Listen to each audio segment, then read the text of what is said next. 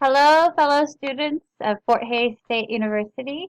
My name is Shea Twenter, and this is my first module for EDL 853 in the summer of 2018. A little bit of background about myself. I am a middle school vocal music instructor. I'm a choir teacher, and this is my 14th year. I've spent the last 10 years at Raymore Peculiar East Middle School. Before that, I was at a rural town. It was a consolidated school called Sherwood for 3 years, and then at Nevada Middle School in southern Missouri for 1 year. I am married to my husband Adam for 14 years. Our anniversary was just a couple weeks ago. He is a high school band director at Pleasant Hill High School in Pleasant Hill, Missouri. We have 3 boys. They are 9, 5, and 3. I teach private piano lessons out of my house. I am a concert pianist.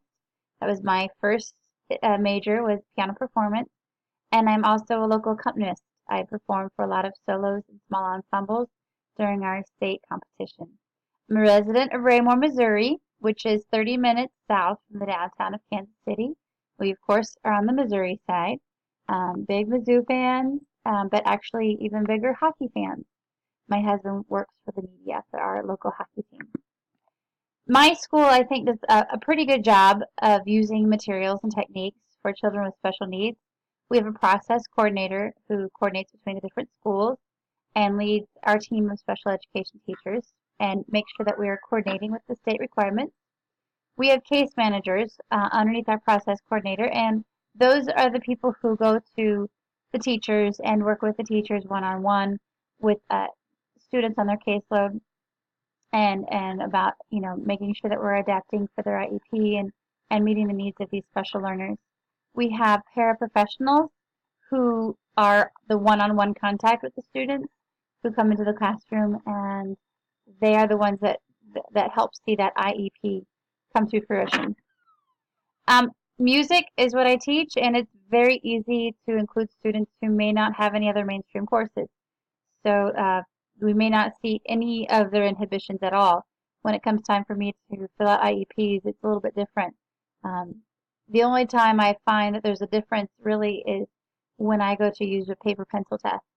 And I adapt those and allow students to try it on their own at first if they want to try it. And then I give them a second chance or a third chance or a fourth chance. And I create study guides that they can use along with their test if that's helpful. Or maybe they just need to take it in a different location or with another teacher. And so I try to talk to the case manager to see what each student needs. In some cases, I get students who can't perform at the same level, and in that case, I don't want to exclude them because music is kind of an all-inclusive type activity, but they are on a different grading system. One of my classes is a ukulele class, and I'll have a couple of students on IEPs who it's really difficult to finger the chords. And so their playing tests look a lot different than someone who is not on an IEP. Just structuring it to what that student needs. I think what would be really beneficial for my school is if our case managers had more time to work one-on-one with those students, to make sure that they're caught up in their courses and to complete any necessary paperwork. I know that our case managers would like to sit down and look through their grades and keep, grade checks going on as the semester goes on. And it's really hard with all the students that are on their list and making sure that they're getting all their classes and that they're keeping up with everything as well as, just communication with home.